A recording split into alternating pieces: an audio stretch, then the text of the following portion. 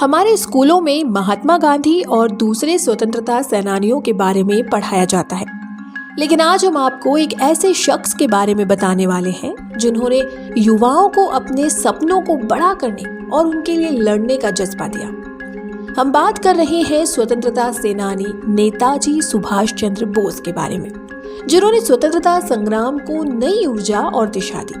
उन्हें भारत में नेताजी के नाम से भी जाना जाता है।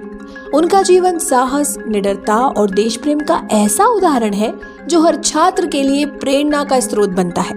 तो चलिए आज जानते हैं कौन थे नेताजी सुभाष चंद्र बोस। महान स्वतंत्रता सेनानी नेताजी सुभाष चंद्र बोस का जन्म 23 जनवरी 1897 को ओडिशा के कटक गांव में हुआ था।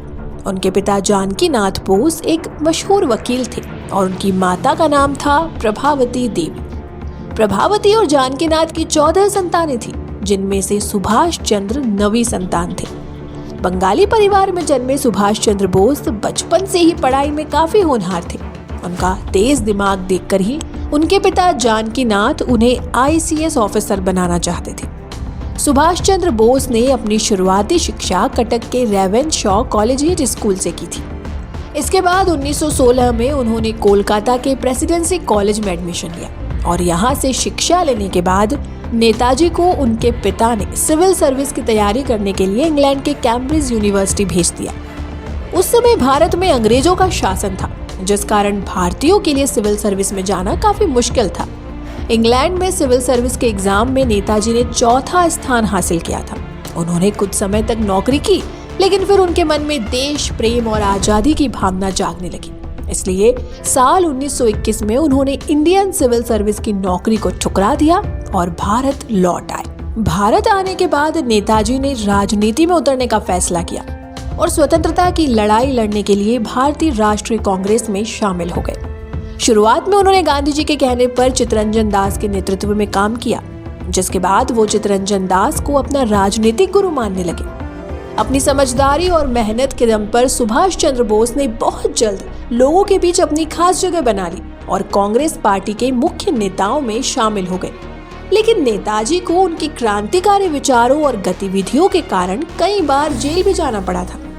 साल 1921 से 1941 के बीच उन्हें करीब 11 बार कैद किया गया था।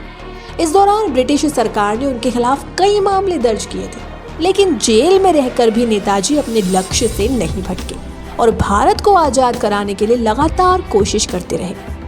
1939 में जब द्वितीय विश्व युद्ध शुरू हुआ तो सुभाष चंद्र बोस को भारत की स्वतंत्रता के लिए अंतर्राष्ट्रीय समर्थन जुटाने का मौका मिला।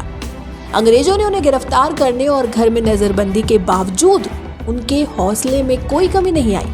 एक साहसिक कदम उठाते हुए बोस 1941 में अपनी नजरबंदी से भाग निकले और अफगानिस्तान और सोवियत संघ होते हुए पहुंच गए जर्मनी में बोस ने एडोल्फ हिटलर से मदद मांगी और भारतीय युद्ध बंदियों को लेकर फ्री इंडिया लीजन की स्थापना की।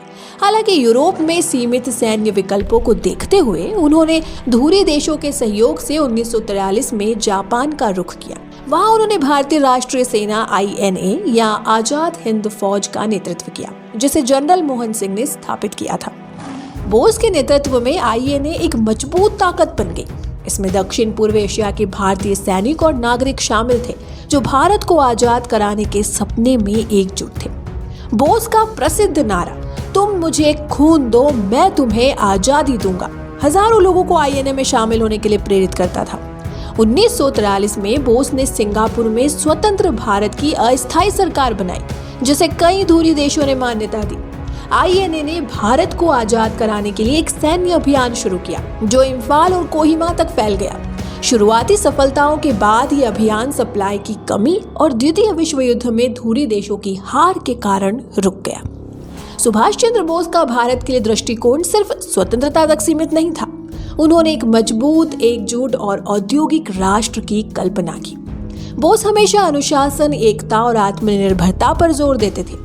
अपने समकालीन नेताओं से अलग वे समाजवाद और सत्तावाद के मिश्रण को मानते थे, ताकि तेजी से आर्थिक और सामाजिक विकास हासिल किया जा सके। स्वतंत्रता संग्राम के दूसरे नेताओं के साथ बोस के रिश्ते काफी जटिल थे।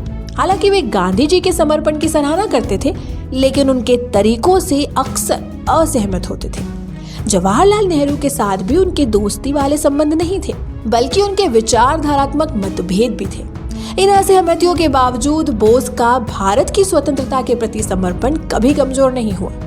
स्वाधीनता संग्राम में अहम भूमिका निभाने वाले नेताजी सुभाष चंद्र बोस का 18 अगस्त 1945 को एक विमान दुर्घटना में निधन हो गया। हालांकि इस दुर्घटना का कोई ठोस सबूत नहीं मिला और न ही उनका शव मिला, इसलिए उनकी मौत आज भी एक अनसुलझा रहस्य बनी हुई है। बहुत कम लोग ही जानते हैं कि सुभाष चंद्र बोस को नेताजी और देश नायक की उपाधि कैसे मिली। दरअसल जर्मनी के तानाशाह एडोल्फ हिटलर ने सबसे पहले सुभाष चंद्र बोस को नेताजी कहकर पुकारा था। इसके बाद से ही उन्हें सभी लोग नेताजी ही कहने लगे। वहीं देश नायक के नाम से भी उन्हें जाना जाता था और कहा जाता है कि ये उपाधि उन्हें रविंद्रनाथ टैगोर ने दी थी। नेताजी का मानना था कि आजादी मिलती नहीं बल्कि इसे छीनना पड़ता है और अपने इसी विचार के मुताबिक उन्होंने काम किए और देश को आजाद कराने में अहम भूमिका निभाई। आज के लिए बस इतना ही। मिलेंगे आपसे फिर एक और नई वीडियो के साथ। तब तक के लिए धन्यवाद।